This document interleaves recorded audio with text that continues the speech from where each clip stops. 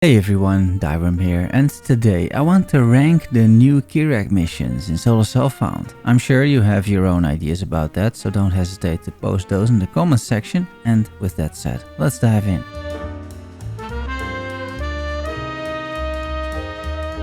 I have to start with a small introduction, because I will only be covering the new Kirac missions, not the regular ones that already existed before this patch. What happened in 3.26 is that the memories of several masters were removed and turned into Kirac missions. As memories previously were several missions in a row with increasing rewards, the devs have made a few alterations to put it in a single Kirac mission, and I think those changes are mostly for the best. The memories, I found at least, were always a bit tedious after all. What you should know about Kirac missions, including these new ones, is that the Atlas passive tree doesn't apply, meaning you don't get any bonuses from, for example, Strongboxes or Shrines or League mechanics. That's very relevant when rating these missions. So what I will do, I will rank these new Kirac missions, there are 11 of them in total, and my rating is mostly determined by how useful these missions are in Solo Self-Found. Does it somehow fill a gap that you otherwise would have to spend some effort on? Or is it a faster way to get certain resources? Those are the questions I asked myself, so without further ado, let's rank these missions. Number 11, Pantheon Shrines.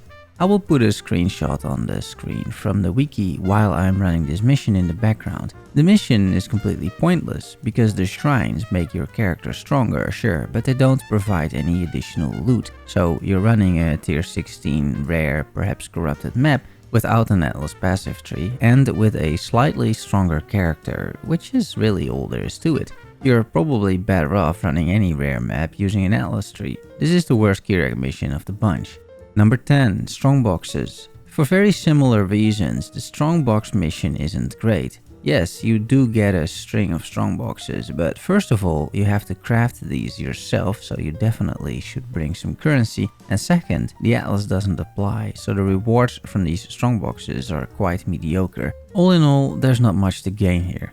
Number 9, Breach. While this mission may look good on paper, and while you do in fact get a bunch of breaches to open and close, it all happens so fast that you're lucky to get even a single splinter from a breach. As the Atlas bonuses don't apply once again, this feels like a rather pointless exercise. As you will get some splinters, it's not completely useless, but it is not particularly great either. Number 8, Torment. This mission has a bunch of monsters in the map that are possessed, including the final boss, which at least has a decent chance at some decent loot, and also a decent chance at outright one-shotting you. I have seen 7 or 8 different tormented spirits on a single monster, so these missions are incredibly rippy, but occasionally you do get a bunch of loot from a rare, so it's not a complete waste of time. Plus, I do think it is an enjoyable mission to run because it's so unpredictable, which I value to some extent as well.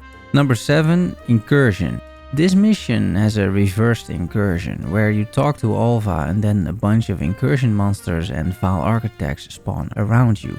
You do get loot you wouldn't otherwise find all that easily, because you either have to run Ritual, which drops some of these pieces, or the actual Incursion temple. That means this is a decent way to get a bunch of incursion modifiers on gear, and with the new recombinator you can probably transfer those to better bases if that's what you want to do. So for me, this mission is somewhere in the middle of the pack in terms of rating in Solo Self-Found. Number 6, Harbinger Portals. This mission has you close a bunch of Harbinger Portals, which are not, by the way, highlighted on the map, so you will have to full clear this and find them all, and those portals drop a bunch of Harbinger currency. It's not in any way better than running regular Harbinger on your regular maps with Atlas nodes, but it's not bad either, as there are plenty of portals, they don't take ages to complete, and you can find currency that is unique to this mechanic, such as fracturing shards or ancient shards.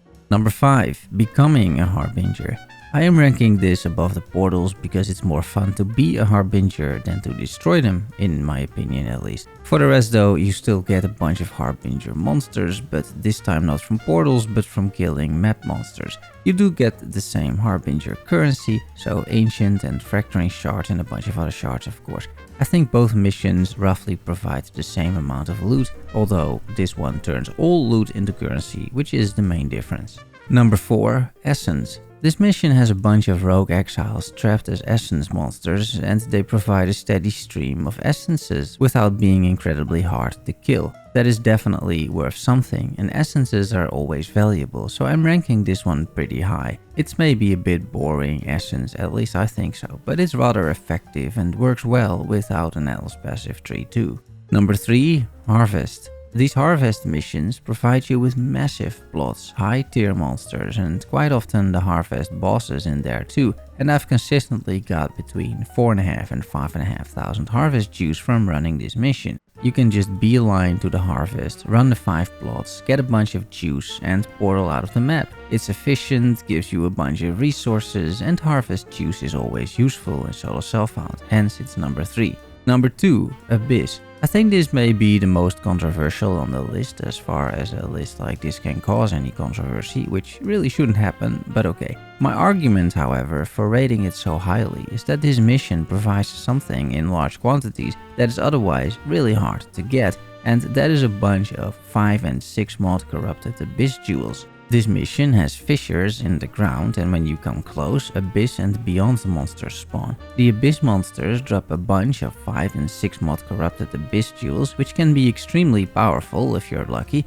and the Beyond monsters drop tainted currency and often spawn their boss. That's a lot of value for a single Kirac mission, especially for those Abyss jewels, which otherwise you only get 20% of the time, and only when there is an Abyss altar spawning. To get this many would take you around 5 maps to do or something, so this is a pretty decent deal. Number 1. Beasts. At number 1, harvest beasts that Einar can capture. I've mostly gotten between 10 to 15 beasts in a single mission, where at least half of those are red beasts, and these are quite rare beasts, which you normally wouldn't find so easily, making it quite valuable to run. It's a bit more niche beast crafting in SSF, but these beasts provide ample opportunity for some interesting crafts. I will show a list on the screen for harvest beast recipes, which includes things like rerolling or leveling awakened gems, rerolling a Watcher's Eye modifier, or craft a bunch of maps that you may still need for your progression. I think it's enough reason to put this at the top of the list, but I'm sure some people would disagree. Lovely people, this is not the most serious SSF video, but just something to keep you hopefully entertained while I'm working on some more elaborate and in-depth videos for Path of Exile SSF.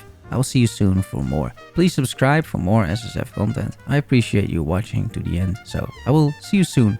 Love you all. Bye bye.